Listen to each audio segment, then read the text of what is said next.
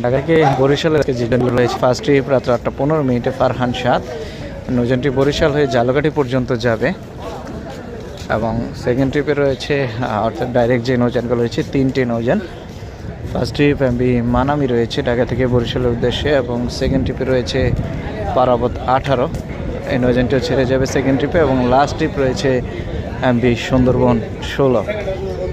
আজকে 3টি নৌযান বরিশালের উদ্দেশ্যে ছেড়ে যাচ্ছে এবং পথিমধ্যে যাত্রাপথে প্রচুর কুয়াশা, যার জন্য উভয় প্রান্তে কিন্তু নৌযান পৌঁছাতে অনেকটা সমস্যা হচ্ছে এবং জানেন যে অনেক দুর্ঘটনার শিকার হচ্ছে। অবশ্যই যারা নৌপথে এই শীতের মধ্যে ভ্রমণ করবেন তারা অবশ্যই চেষ্টা করবেন নিজের সেফটি নেওয়ার জন্য, কেননা লঞ্চের আশা করি মাঝে অথবা মাঝে থাকবেন, কিন্তু আশেপাশে বেশি একটা ঘোরাঘুরি করবেন না, তাহলে আশা করি অনেকটা সেফ থাকা যাবে।